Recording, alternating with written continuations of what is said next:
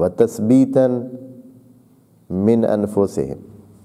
آئیے بات سمجھ، رضا میں ایک اور اس کی مزید وضاحت کے لیے بھی عرض کر دوں۔ رضا وہاں استعمال ہوتا ہے، یہ تک کہ آپ کو سمجھ آ جائے کہ بات جو رضا کی وہ کیسے ہوتی ہے۔ رضا ہمیشہ ہوتے ہی دو چیزوں کی جگہ پر ہے، یعنی جہاں دو عامل چاہیے، ایک عامل کام کرتا ہو، دوسرا اس پر راضی ہو، ایک کوئی چیز واقع ہو، دوسرا اس پر راضی ہو۔ ایک واقعہ کچھ ہوا ہے، پھر کوئی اس پر راضی ہو، اس کو اوکے کرے۔ رضا کا کیا مطلب ہے؟ رضا کا مطلب ہوتا ہے کہ انسان کے اندر کاملاً اس حوالے سے راحت اور مطابقت پائی جاتی ہے، اور اس کو وہ چاہتا ہے کہ وہ اس طرح ہو،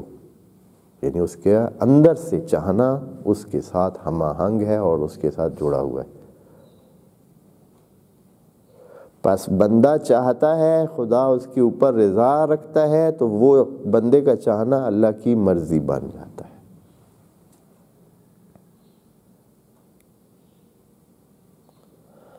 ابتغاء مرضات اللہ، اللہ کی مرضیاں حاصل کرنا چاہتا ہے، پانا چاہتا ہے، ان تک پہنچنا چاہتا ہے۔ اور کیا؟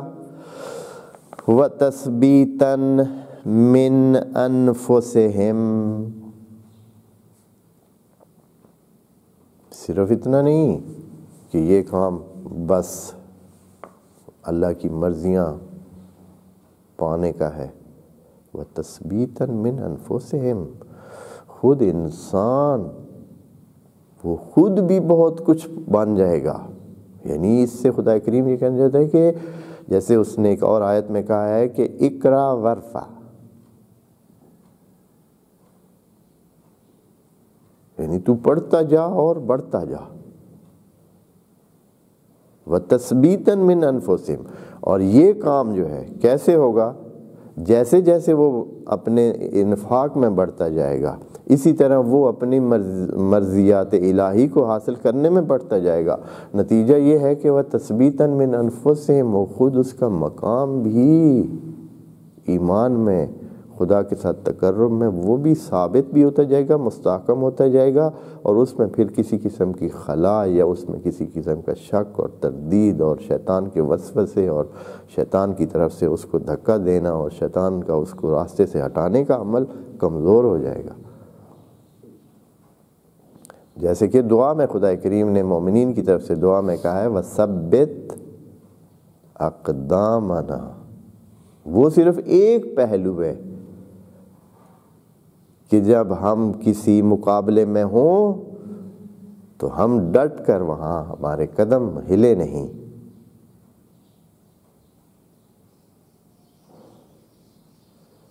یہ ہے تثبیتاً من انفسہم، مثلاً اندر سے انسان ثابت ہو کہ اس میں کسی قسم کا شک گمان، یعنی چاہے کسی قسم کی بھی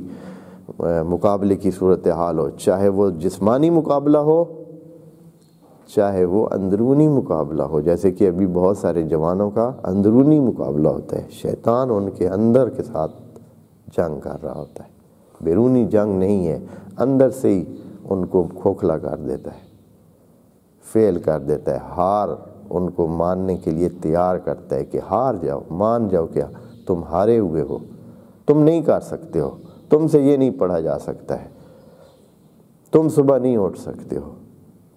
یہ کتابیں تم نہیں پڑھ سکتے ہو، یہ عربی تمہارے لیے بہت مشکل ہے، یہ درس تمہارے لیے بہت مشکل ہے، چھوڑو، بس کرو اور کوئی کام لے لو اور بس ٹھیک ہے دال روٹی بن جائے گی، کافی ہے۔ اب بار بار اس کو یہ یعنی اس کو ٹکنے نہیں دیتا ہے، اس کو ثابت قدم نہیں رہنے دیتا، لیکن جو بندہ انفاق کرتا ہے وہ شیطان کے سر پہ ایسے کہ ہتھوڑا مارتا ہے، اس لیے کہ وہ شدیداً اپنے اس اندر کی چاہت کے خلاف اقدام کرتا ہے، اس لیے کہ اس کو بالکل کسی طرح اندر اجازت نہیں دے رہا ہوتا ہے کہ وہ یہ کام کرے، وہ خرچ کرے، پیسے اس کے لگ جائیں یا اموال اس کے ہاتھ سے چلے جائیں،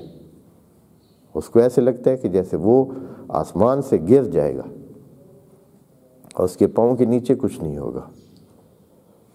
اس کا سہارا اس کے ہاتھ سے چھن جائے گا، وہ بے سہارا ہو جائے گا۔ یعنی اس کو اتنے شدید قسم کے تردیدات اس کے ذہن میں آتے ہیں، خطرات اس کے ذہن میں شیطان ڈالتا ہے کہ تمہیں یہ ہو جائے گا، وہ ہو جائے گا، ضرورت پڑی تو کیا کرو گے، کس سے لوگے، کہاں سے لوگے، محتاج ہو جاؤ گے، دوسروں کے دست نگر ہو جاؤ گے، فقیر ہو جاؤ گے، یعدکم الفقر۔ یہ قرآن کی آیت کا حصہ ہے کہ الشیطان یعدکم الفقر، شیطان آپ کو فقیر ہونے کا وہ دیتا ہے وعدہ کہ آپ فقیر ہونے والے ہیں، نہ کریں خرچ۔ تو جب یہ آدمی اتنا بڑا اقدام کرتا ہے اور اپنے اس چاہت کے خلاف اقدام کرتا ہے تو خدا اس کو شیر بنا دیتا ہے، پھر وہ بہت بڑے کاموں کے لیے تیار ہوتا ہے، وہ ثابت قدم ہو جاتا ہے۔ وَتَثْبِيتًا مِّنْ أَنفُسِهِمْ، خدا کریم اس کی خود گواہی دے رہا ہے کہ یہ انفاق کا عمل تثبیتاً من انفسہم کا کام بھی کرتا ہے، ایسے چھوٹا کام نہیں ہے۔